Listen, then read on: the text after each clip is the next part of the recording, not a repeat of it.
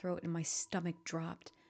I didn't want to look away, but the longer I ignored the feeling, it got worse. My eyes drifted slowly away from the ceiling, and her face was pressed up against the window beside the couch, staring down at me with that same gaping smile. Drool dribbling down her lips, leaving 2 long streaks down the glass. I didn't know how long she'd been there, but something told me she'd been there for quite a while. Possibly all night. Though I was afraid, anger trumped any fear I felt at that moment. I jumped up from the couch and pounded my palm against the glass. "Lynn, are you crazy? What the hell is wrong with you? Just go home," I shouted. "Now!" She didn't even move, and her ghastly expression never changed. If anything, her smile only grew, as if she had never been more elated. I could hear Chris and his wife moving around upstairs, as if Lynn could hear them from her place outside. Her head twisted slightly in their direction, and she began to close her mouth slowly. Chris called my name from upstairs, obviously concerned. I turned to see him and his wife Rebecca hurrying down the steps. When I turned back to the window, Lynn was gone. The only sign she'd been there at all was the 2 streaks of drool still dripping down the glass. I tried explaining to Chris and Rebecca about waking up to Lynn watching me through their window. They were skeptical. I mean, who wouldn't be? Chris and I went outside to the spot in front of the window, but there were no footprints in the dirt, just a slight indent. Animal, probably, Chris guessed, and I didn't argue.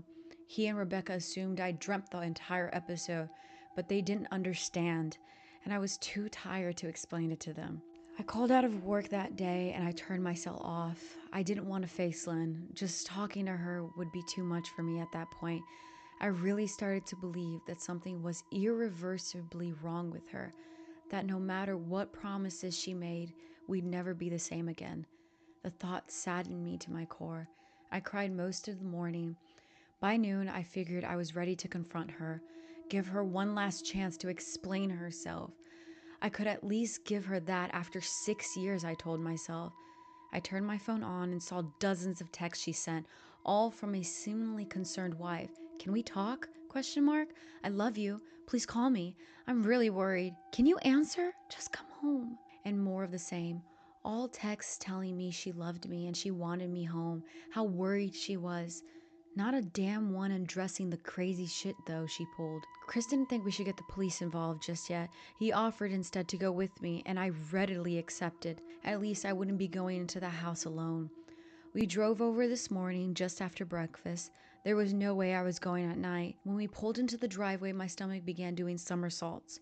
Her car wasn't there, but I still didn't let my guard down. The front door was ajar, and for a split second, I thought we'd see her eyes staring through the gap. I was shaking and starting to sweat. Chris, however, was fine. He waited for me to open the door, his hands in his pocket like he was going on a fucking stroll through the park. I envied his ignorance. I pushed through the door and was immediately hit with the stench of rot. Chris smelled it too. "What do you guys use to clean the floors around here? I mean, shit," Chris mumbled. "Shut up," I said, my eyes darting around for any signs of Lynn. The house was deadly quiet and dark despite being 10 in the morning. All the curtains were closed. We moved through each room, carefully checking any place that she might hide, occasionally calling her name. "What the fuck are you looking under the couch for?" Chris asked eventually. "Aren't you looking for your wife?" He was looking at me like I was a moron. "Let's go upstairs," I whispered. He shook his head but followed me up the stairs to check the bathroom and the spare bedroom. On the way up, my shoes crunched over pieces of glass that looked to be littered over a few of the steps. I noticed that one of Lynn's and mine's wedding portrait that was hung on the wall along the staircase had been smashed. The frame hung crookedly and all the glass removed. I stared at the picture, a lump forming in my throat. We had taken that photo just after leaving the church, after saying our vows. She looked beautiful in that white gown. I looked at Lynn's beautiful face. I never dreamed her face would ever be a source of terror for me. We climbed the rest of the steps and checked the spare bedroom, but it looked completely untouched. I was hesitant to going into the bathroom, my fear from the night coming back to me all at once. Chris noticed and offered to go in by himself, but I couldn't let him do that. So we walked in together, checking the closet and the shower.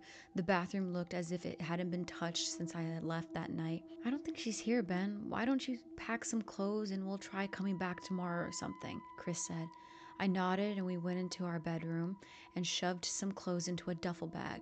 When I checked inside our closet, I came across the source of the smell and gagged. Chris took one look and lost all color in his face.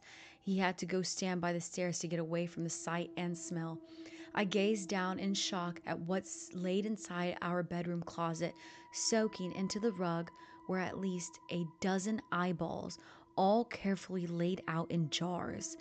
Some were as large as a quarter, while others as tiny as a marble.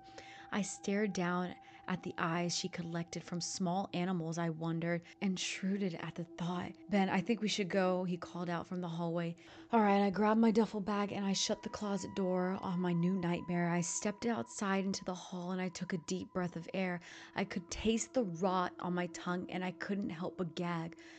Who the fuck lines up eyeballs in the closet like that? Chris mumbled. I tried to tell you she needs help, I said. She doesn't need help, Ben. She needs a fucking exorcist, he called. Are you coming or what? I can't stand the smell any... His words died in his throat and his eyes grew wide with fear. I didn't ask him why. I could feel it. I turned around, my eyes slowly scanning the bedroom. Christ, I whispered, as I finally saw what we missed. Under the bed